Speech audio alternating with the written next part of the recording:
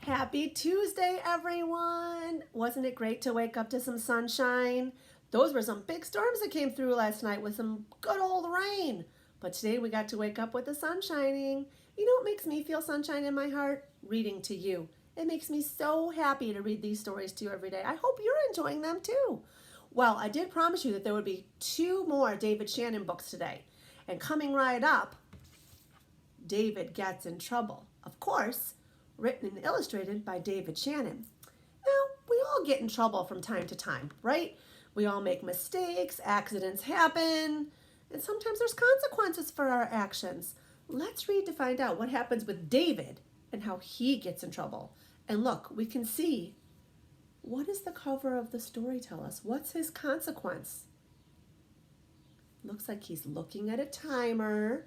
He's sitting by himself. Where could he be? I think he's in timeout. That must be a consequence in his house. We all have different consequences in our house and different rules in our houses. David gets in trouble. And of course, here's that author note. You can pause right here and read it if you'd like to. When David gets in trouble, he always says, "No, it's not my fault." Oh, look, he colored all over himself. That's not good. I'm going to scoot this back so you guys can see a little more. I didn't mean to. Oh dear. Look, he's skateboarding in the house and he knocked over this table. Do you think something probably broke? Maybe. Hopefully not one of his bones. Uh-oh, look, he was playing baseball outside and the ball crashed through the window and broke the window and knocked over a plant. And he says, "It was an accident." That is something that you might say if you accidentally did something. He does look quite surprised, doesn't he? Look at his face. That's a surprised face. Oh, look at his face. What is he saying here? Read this with me. These are all easy sight words. Do I have to? He doesn't want to eat his breakfast of eggs and orange juice. Now look, this is a different kind of punctuation for you early readers.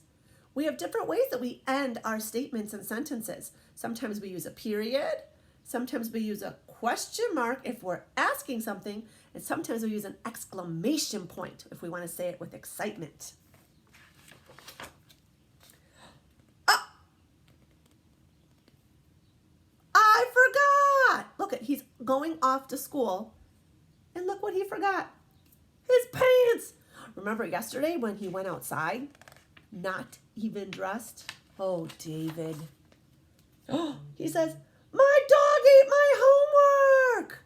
Oh, dear. And look, who do we see in the window? That's his dog. Remember I told you yesterday to keep your eyes on that picture and to make a mental note of that dog in the picture. And look, here is that dog again. We're going to see that dog in just a few minutes again. Look at all these excuses he has. He says, "I couldn't help it." Look, it's their class picture, and he's making a silly face. Like, can you make a silly face for me right now? Oh, those are some silly faces. Oh, man, I just know. Matthew, I see you over there. You've got good silly faces. I know your silly faces. Those are good ones. Oh, no. He says, "I was hungry." He's eating his dog's treats. Ugh, yucky. Oh, no. Oh, this is not kind. He says, "But she likes it." Now, I want you to imagine, inference a little bit. Imagine if the mom was right here. We can't see her, but we know she's part of the story because David is talking to someone. Clearly, his kitty does not like having its tail pulled. But someone must be saying something to David because why would he say, "But she likes it"? I want you to imagine that the mom is here. What would her words be? What do you think she might be saying to David? Maybe you could draw a picture of the mom and make a speech bubble or write a sentence about what she would be saying. Maybe you could draw a mom version of this book. Oh, that would be really cool. Uh-oh, he said, "It slipped." That happens, it's true. Sometimes things slip out of our hands, but his arms are very full. Look, he's got licorice and chips and donuts and a dinosaur toy and juice. That's a lot to carry. Uh-oh. But Oh dear, it looks like he has soap in his mouth. He must have said a naughty word. Just because somebody else says something naughty doesn't mean you can say it. Or unkind. Oh dear, he goes, excuse me! And look, he's yelling so loud that there's these marks coming out of his mouth to show us that. And the candle's blowing over and the tulips are blowing over. That's not polite. He says, nope, it wasn't me. Now, let's use the clues here. It looks like somebody's teeth marks are in here. There's cake crumbs right here. And look at David. He's got chocolate all over his face. Do you think he's telling the truth? I don't either. And that is not good. We always want to tell the truth. It's better just to say, oops, I made a mistake. Oops, I'm sorry. And move on. Oh no. Now he says, yes, it was me. Look, let's inference a little bit. What do we see out the window? It's the moon. So that means what time of day is it? Right. It's nighttime and he's in his bed. Now imagine if his mom was over here, what would the question be? If he's saying, yes, it was me. What do you think the mom is asking? You're right. I think she's probably saying, David, was that you? And he's saying, yes, it was me. He looks upset. He says, I'm sorry. He's feeling sorry. And then his mom comes in and he says, I love you, Mom. Oh, gosh. Mom's love is the best, isn't it? And Dad's love, too. It's so great to feel the nice, warm fuzzies from the people that we love. Well, I did promise there was going to be a dog book. And look who we're going to read about. This is David's dog, Fergus. And this is a story about his dog. And you're going to see something different. David's going to be a little bit different in this book. So one of the activities you could possibly do is tell me, how is David in this book different than David in this book? Let's dive in. Good boy, Fergus. Oh, look at all these doggy things. Ooh, that's fun. Oh, there's Fergus. Do you have a dog? What's your dog look like? What's your dog's name? I'd love to hear about your pets. Good boy, Fergus, written and illustrated by David Shannon. Oh, look, he's barking at these bluebirds. Good morning, Fergus. Want to go out? Yeah, it looks like Fergus is by the bed.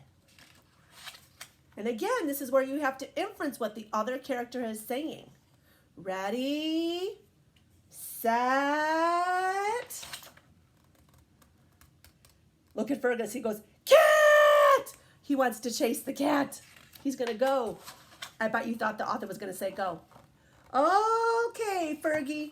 Time to go in. Come here. Ferg. Come on, boy. Fergus. Come here, Fergie. Fergie. Fergus McLaughlin. You come here right now. Please, Ferg. Come on. Let's go, boy. That's it. Oh, dear. Look, Fergus did not want to come inside. He wanted to stay outside and play. Does that ever happen to you? Good boy, Fergus. Oh, Fergus didn't come. This grown-up had to pick Fergus up to bring him in the house. It's Mr. F. Mr. Itchy Bubbo Scratchy Man. Does that feel good? Look, that's his tickle spot. Who's the human in this book? Sit, Fergus. Down. Roll over. Good boy, Fergus. Oh, look, he's going to get a dog treat. Fergus! Oh, dear. Fergus got into the plant, and there's mud all over, and he's got mud all over him. Oh, dear. This is quite the problem.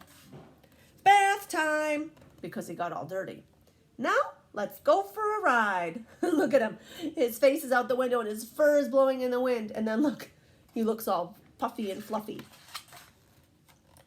Don't beg, Fergus. Oh, does your dog ever do that? Maybe when you're eating, he comes to the table, he or she comes to the table and begs and wants some food, and then begs some more. And then somebody says, oh, all right. Good boy, Fergus. What are they having for dinner? Looks like spaghetti and meatballs. Do you like spaghetti and meatballs? Time for a walk. What? Look at the grown-up. Who does it kind of look like? What do you notice? Fergus wants to go for a walk again. This grown-up can't believe it. Have you figured it out yet? Fergus! No! Look, he wants to chase the motorcycle. Oh! Good boy, Fergus. He went to the bathroom.